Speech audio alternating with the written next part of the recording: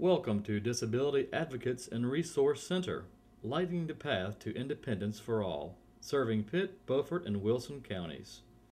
We are located at DARC 702A Johns Hopkins Drive, Greenville, North Carolina 27834. We can be reached at 252 355 6215 or 888 541 7227. The value of disability. People with disabilities have the capacity to enrich our personal and social lives. The following video will cover topics that will help you navigate your way through this period in your life. Well, diversity has had an incredible impact on my life. I come from a very diverse background, born in Cameroon, and then we moved to Europe, but I grew up mostly in Canada. So I've gone to so many different schools. It wasn't until I moved to Greenville that I was in the same school for more than 2 years in a row. So it was quite nice having met so many different people and then coming to Greenville and having to learn to speak English. So I was already that. It gave me like the cool card, I guess, the French guy.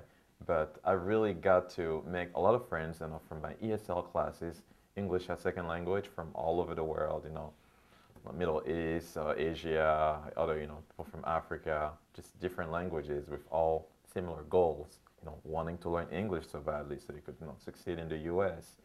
So that was, I guess, my first introduction to the importance of diversity and how, no matter how different people are, or seem to be anyways, we have way more things in common that, separate us. I think the biggest challenge is remembering that each kid, especially children with disabilities, is individualized, and that the cookie cutter way of doing things may not always work with each child. Even if a child with the same disability, that something that works for one child may not work the same way for another child, and realizing that a classroom may look different to one child and completely different to another one, and kind of appreciating those differences, and that a classroom for a child with disabilities may look a little different, or that a mainstream classroom may need to adjust a little bit when a child with a disability comes in. When you think in terms of disability, people without disabilities, or the able-bodied population, think that the person who is paralyzed, the paralysis is the disability. The person who doesn't do well with math, they have a learning disability. I think one thing that's important to work with consumers as well as the public that they're interfacing with is the definition of disability. Again, that knee-jerk reaction is disability is the dysfunction or the disease or the impairment that the person has. But I think a more advocacy-oriented definition of disability is that disability is the attitude of society towards the person with the impairment. So if I have to use a wheelchair because I'm paraplegic or quadriplegic, I have a disability when I can't get inside of a building because they didn't put a ramp in. So the disability is the attitude of the owners of that building for not putting a ramp in, not so much the fact that my spinal cord was severed at a certain degree. How should faculty and students treat a person with a disability? And the answer to that is you should treat them exactly as you treat anyone else. People with disabilities are people with abilities who learn or navigate the world differently. And that's the only difference.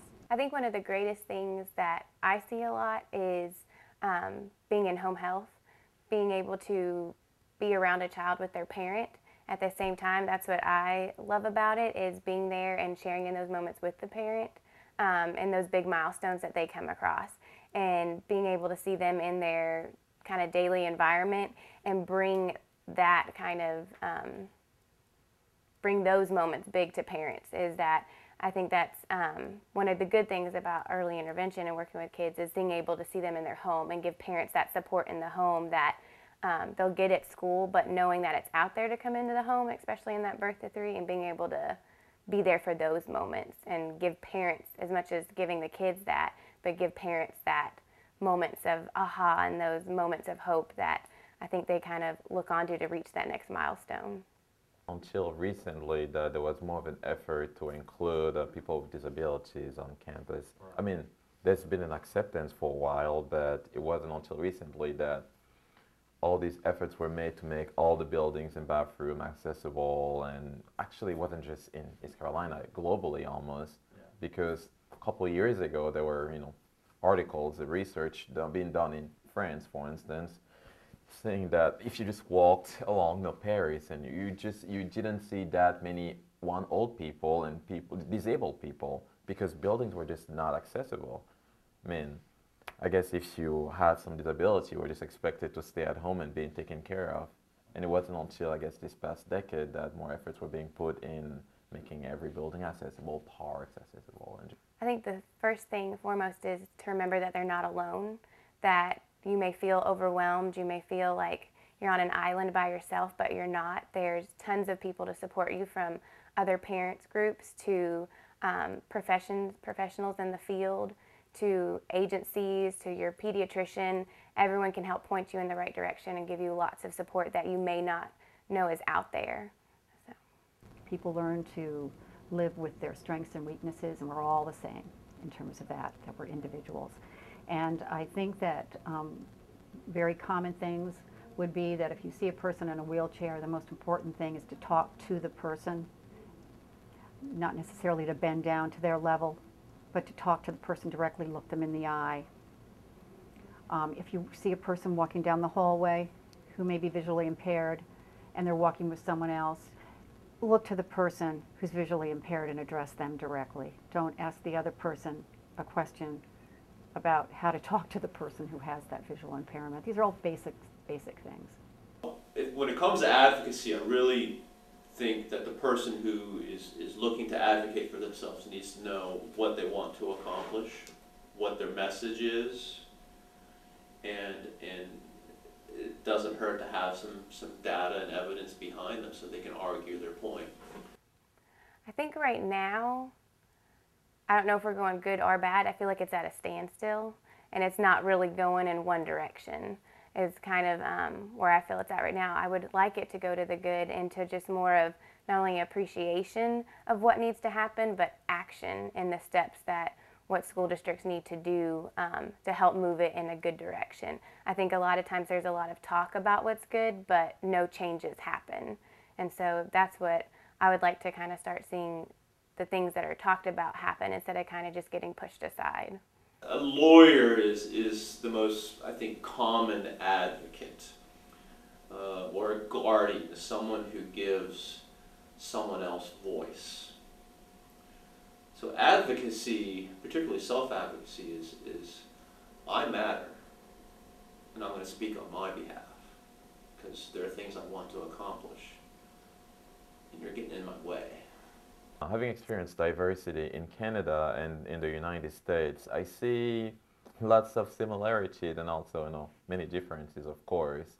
Take education, for instance. In my school in Ottawa, half the class was health class. Half of it was about just talking about sexuality and condoms and contraception and all that stuff. And the other half of the class was about the Bible. They basically split the semester in two. Talk about biblical stuff and then talking about sexuality and real tangible things. I mean, they brought people showing how to use condoms and all that stuff.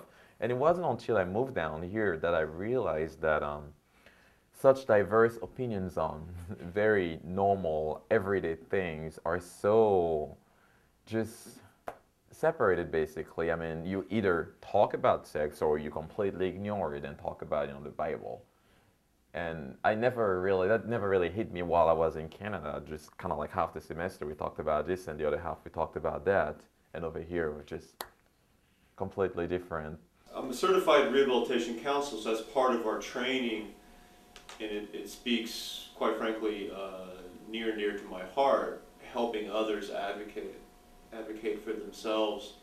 In fact, that's one of the critical roles and function of a rehabilitation counselor in counseling persons with disabilities, is to help the consumer learn self-advocacy skills and techniques. And there are many different ways to do it, and of course it depends on the particular consumer, what they want to accomplish, the disability they have, as well as, you know, the discrimination they've experienced with their disability.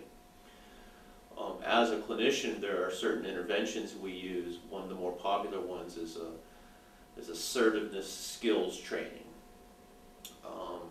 It's a cognitive behavioral technique. It's often used for people who are shy, people who are have authority issues, or just are passive and whatnot. And an assertiveness skills training helps them to be just that, more assertive in how they communicate and getting their needs met and their desires met and whatnot. And what I think you'll find people do in rehab counseling settings and working with a person with disabilities is take those assertiveness skills training components and use it for advocacy. And helping the person with the disability advocate for themselves by asking for what they need, what they want, and so on and so forth. In thinking about some of the leaders that I know personally that are leaders in our community or leaders in our churches, those people didn't necessarily ask to become leaders. People around them recognized that they were passionate, but also that they were knowledgeable and they were reasonable people. And those are all things that tend to put people in leadership positions. When you have those traits, and being reasonable, I think is a key leader, a key leadership quality. And oftentimes people don't ask to become leaders, but it's just because of their example that they're setting to the people around them that you're put in that position. And it comes with a great deal of responsibility, and I think you have to embrace that responsibility as a leader so that you're guiding people on the right path and you're setting a good example for what they need to be. I think that one of the biggest things is parent advocacy, is that at the end of the day, going towards to the school districts and going to administrators, teachers, we do our best in fighting battles every day to get our kids what they need in the classroom. But I think when parents come in numbers and when parents advocate for their children, that makes them kind of step back sometimes and say something needs to happen and something needs to change. And for parents to remember that they have a voice in advocating for their children, even when it is their school day, that they can go and talk and get that advocacy out there to help changes happen. Probably one of the biggest keys to being a leader in a community or in any organization is that you have to remember that you're always on. You are always, representing everything you do, from, your actions at home to your actions out in the community to your actions at work, that you always have to remember that you are a leader and people are looking at you as an example, and they're trying to emulate what you do and using you as a role model in a community. So being a leader is a big job, and you have to realize that it is a very serious job. Whether you've asked to be a leader or not, sometimes you have to accept the role and all the responsibility that comes with it. I think a leader is somebody who's willing to ask the tough questions. When things processes are in place, or things aren't going well, and so on and so forth, and I notice people are kind of glossing over it. I'm like, why do we continue to do this when it's not working? I think that's a part of leadership that I strive for, is, doing things over and over again just because that's the way we've always done it doesn't mean we have to continue doing it that way. It's ridiculous. It's inefficient. So asking a tough question. I think an important thing to remember as a parent in self-advocacy is, in my opinion, you could never be too pushy. It's your child, and that you're their biggest advocate, and that you need to push in whatever direction you can, and talking to your classroom teacher and getting your point across, and talking to other parents. That is the biggest thing, is knowing that if you feel like the teacher's not listening, or that you keep bringing a point up and nothing kind of changes or happens, or you don't feel that feedback you're getting, you can always go up. You can go to the principal, you can go to an administrator, and not feeling that fear that you can't do that because you're your child's biggest advocate. For additional information, please visit www.darcnc.org.